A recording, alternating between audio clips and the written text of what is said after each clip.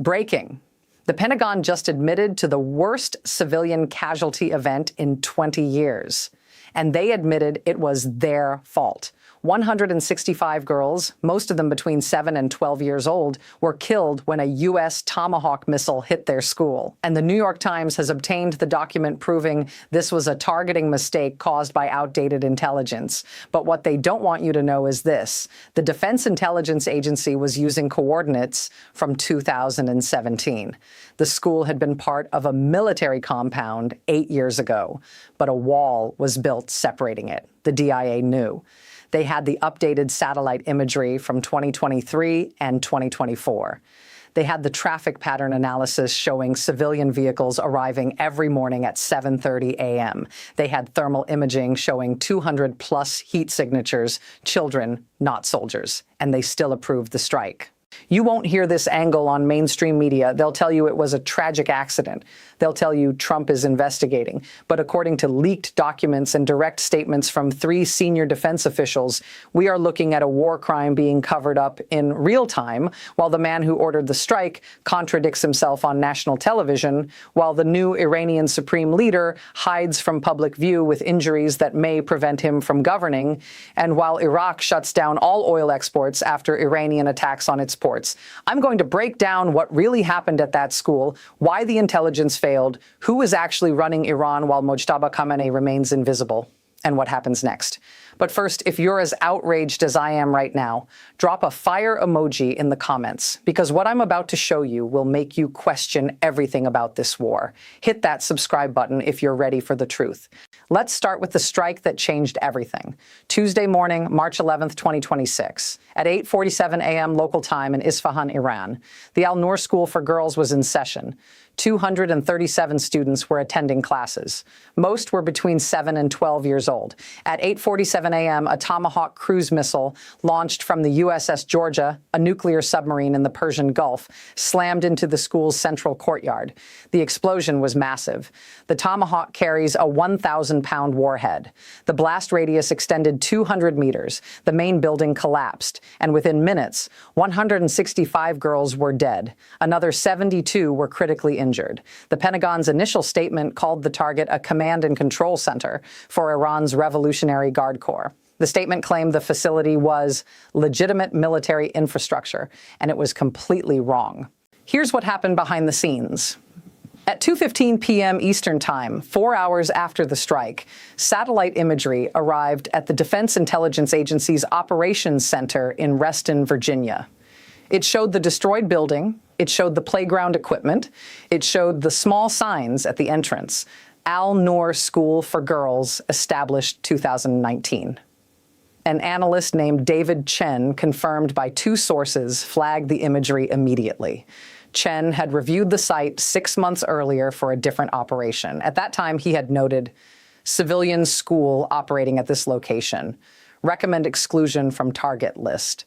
But what they don't want you to know is this: Chen's assessment from 6 months ago was not included in the final briefing for the March 11th strike. Someone had removed it from the chain. And when Chen raised the alarm at 2:15 p.m. on March 11th, he was told to stand by. He was not told that 165 children were already dead. The New York Times obtained the complete target assessment packet late Tuesday night. The packet is 47 pages long. It includes satellite imagery from 2017 showing the location as a Revolutionary Guard facility. It includes imagery from 2019 showing the wall being constructed to separate the military compound from the new school. It includes imagery from 2023 showing the completed school building, the playground, and the parking lot filled with civilian vehicles. And it includes a handwritten note on page 43, civilian activity confirmed, recommend reevaluation. That note was dated March 10th, 2026, 1 day before the strike. It was signed with the initials MR.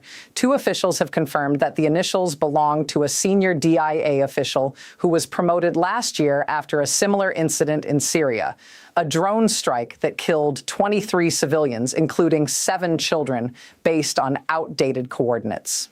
That official was not disciplined. That official was promoted to Deputy Director of Targeting Operations.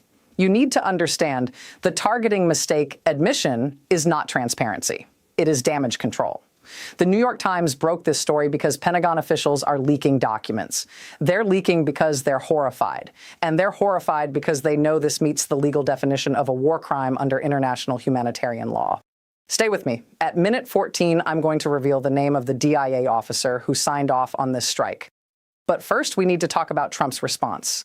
Drop a comment with the word negligence if you're connecting the dots here. Let's talk about the cover-up, because what happened after the strike is almost as disturbing as the strike itself. Tuesday afternoon at 3:22 p.m. Eastern Time, before the New York Times story broke, President Trump posted on Truth Social. He wrote, "The school that was hit was being used by the Iranian regime to train young girls to become suicide bombers. This is what we're fighting against. Pure evil." The post was shared 340,000 times in the first hour. It became the official narrative. The Iranians were using a school as a military facility. The girls who died were being trained as suicide bombers. But what happened next shocked even me. At 7:45 p.m. Eastern Time, 4 hours after his initial post, Trump appeared in the White House briefing room. He said, "We're investigating. We're not certain what happened. There are conflicting reports." The reversal was total. The girls who had been suicide bombers in training 4 hours earlier were now potentially innocent victims. The pure evil of the Iranian regime was now conflicting reports. Then at 11:30 p.m. Eastern Time, 12 hours after the first statement, Trump posted again, "If it was our mistake, we'll own it. We're the United States. We don't hide from our errors. But let's be clear, Iran is using human shields. They're putting military facilities next to schools." 3 different stories, 12 hours. And the final version, "If it was our mistake," only emerged after the New York Times had informed the Pentagon that they were publishing their story at 6 a.m. Wednesday morning. Now, let's be clear about who is demanding answers. 46 U.S. senators have signed a letter to Secretary of Defense Pete Hegseth demanding a full, independent investigation. The United Nations has called for an independent inquiry, and legal experts are already saying this could constitute a war crime under the Geneva Conventions. But here's what they don't want you to know.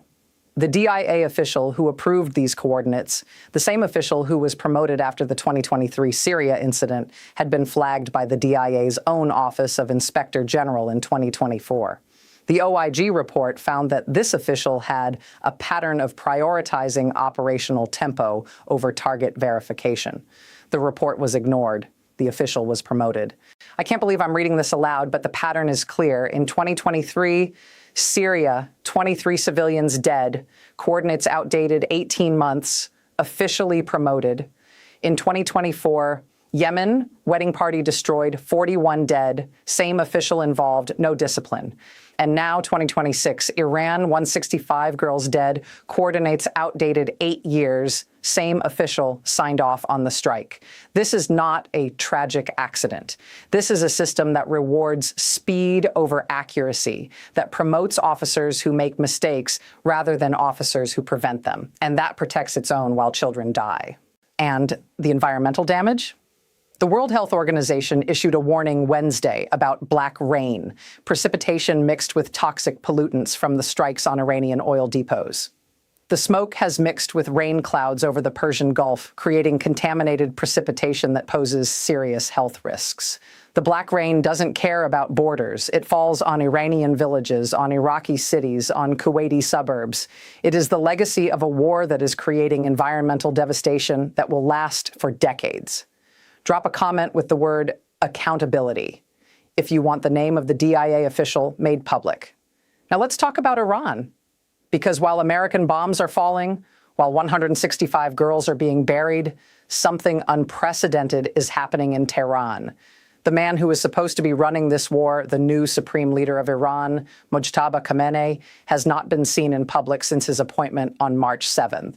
Mojtaba was injured in the opening U.S. strikes on February 28, 2026, the first day of this war. We know this from Iranian state media, which called him a janbaz, a wounded war veteran. The injuries are specific: fractured foot, severe facial lacerations, bruised left eye, possible concussion. He was evacuated to a secure medical facility, and he has not appeared in public since. The inauguration ceremony on March 7th was bizarre. State television broadcast the event live, but Mojtaba himself was not present. Instead, the broadcast showed a still photograph of him taken before the strikes and played an audio message that was read by a newscaster, not by Mojtaba, by a television presenter. Think about what this means. The most powerful man in Iran was inaugurated via photograph and voice actor. A cardboard cutout would have been more convincing. But what they don't want you to know is this. The audio message itself was chilling. The newscaster, speaking as Mojtaba, ordered the Strait of Hormuz closed until further notice. He warned that other fronts will open if the U.S. and Israel continued their attacks. He declared that Iran would not negotiate while under military pressure. Here's the question no one is asking. Is Mojtaba actually making these decisions? Or is the Revolutionary Guard running Iran on autopilot while their supreme leader is incapacitated?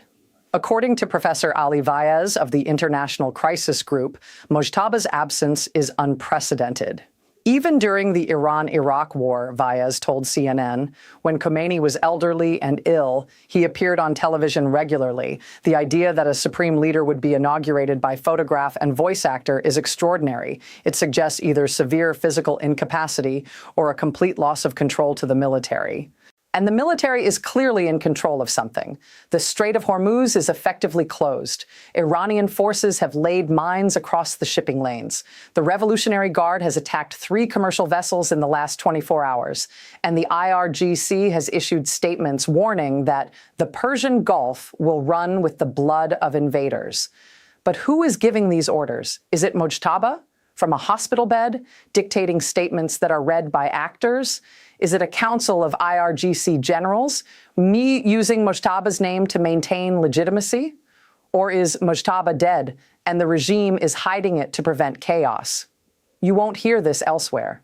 The mainstream media is reporting Mojtaba's statements as if he delivered them personally. They're not telling you about the newscaster. They're not showing you the cardboard cutout inauguration. They're not asking who is actually commanding Iran's military.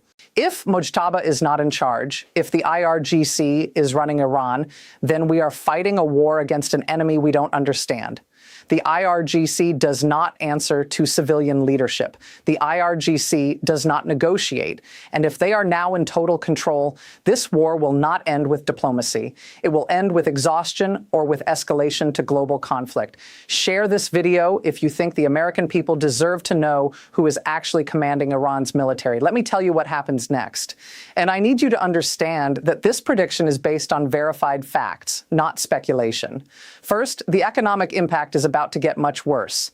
Iraq has shut down all oil exports, not because they want to, because they have no choice.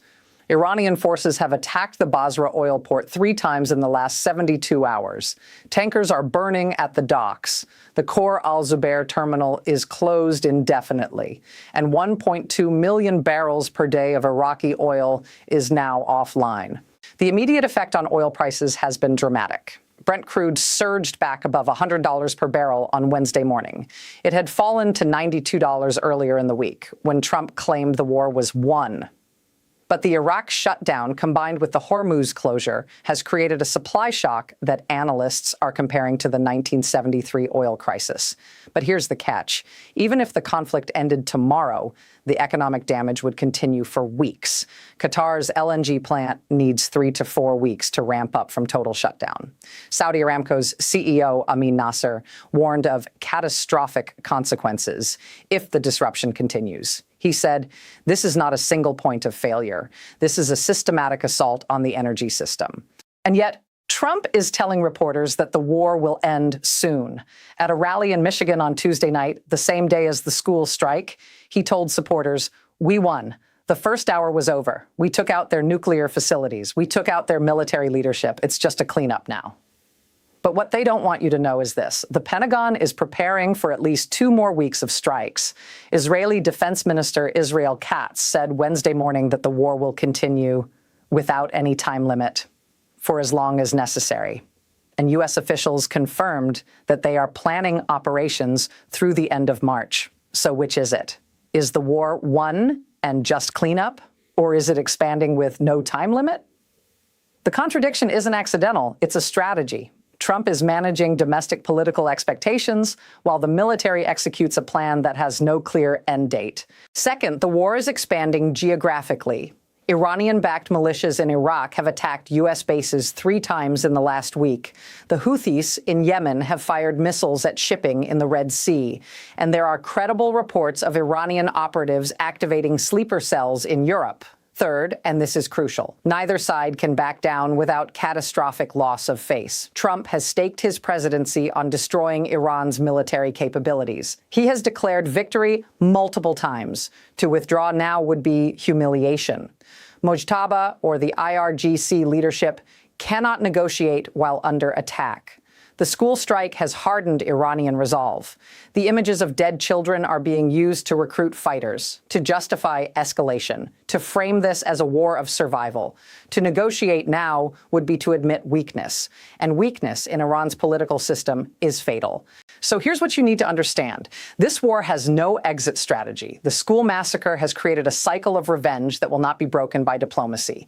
The economic damage is global and growing. The leadership on both sides is either incapacitated, hidden, or trapped by their own rhetoric. And the intelligence failures that killed 165 girls are being covered up rather than corrected. Stay till the end for the document that proves the DIA knew. Let's talk about what this war is actually costing. Not in barrels of oil, in life. 165 girls. That's not a statistic. That's 165 families who sent their daughters to school on Tuesday morning and will never see them again. That's 165 mothers who are asking why. That's a generation of grief that will shape Iranian society for decades. But the human cost doesn't stop at the Iranian border. 6 U.S. service members were killed in Kuwait on March 1st when an Iranian drone struck their barracks. The Pentagon announced their deaths with a press release. But what wasn't revealed initially is that dozens more were injured. 23 service members suffered traumatic brain injuries. 8 required emergency surgery. 3 had limbs amputated. And as of Wednesday night, 31 remained hospitalized in Germany. These are American kids, 18, 19, 20 years old. They signed up to serve their country. They were told the risk was minimal. And now they are casualties of a war that the president claims was won in the first hour. And on the Iranian side, over 1,300 civilians have died since February 28th. 10,000 sites bombed. Environmental contamination from black rain that will cause respiratory illness, birth defects, and cancer for decades. A generation of Iranians who will grow up knowing America as the country that killed their sisters. Now, let me give you the document I promised. The document that proves this was not a mistake. The New York Times obtained the complete target assessment packet for the Al-Noor school strike. Page 37 contains a memorandum from the DIA's Office of Targeting Analysis, dated March 9, 2026, 2 days before the strike. The memo specifically references the Al-Noor location. It states, high confidence assessment of civilian schools operating at grid reference 32.6542 degree N, 51.6792 degree AE. Recommend immediate removal from target list pending further verification. The memo was signed by David Chen, the same analyst who flagged the imagery after the strike. It was received by the Targeting Operations Center on March 9th at 4:15 p.m. It was logged into the system, and it was ignored. The Targeting Operations Center removed the memo from the briefing packet. They substituted outdated imagery from 2017. They presented the location as a confirmed military command center, and they obtained approval for the strike. This is not negligence. This is intentional. This is a deliberate choice to ignore verified civilian intelligence in favor of outdated military intelligence. This is a war crime. You won't hear this elsewhere. The mainstream media will tell you about the targeting mistake. They will tell you about the tragic accident. But they will not show you the memo. They will not name the official. They will not ask why someone who killed 23 civilians in 2023 was promoted, why they killed 165 children in 2026, and why they still have a job.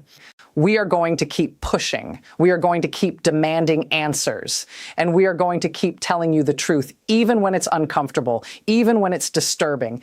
I need you to think about what I've shown you. The school massacre, the outdated coordinates, the memo that was ignored, the cover-up, the 165 dead girls, the 6 dead Americans, the 31 hospitalized, Mojtaba hiding, the cardboard cutout, the IRGC runs Iran, the Iraq oil shutdown, the $200 oil warning, the black rain, the contradictions, the lies, the promotions for failure. This is not a short-term excursion. This is not under control. This is not won in the first hour.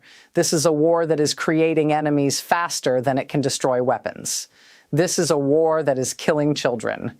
This is a war that has no exit strategy, no clear leadership, and no end in sight.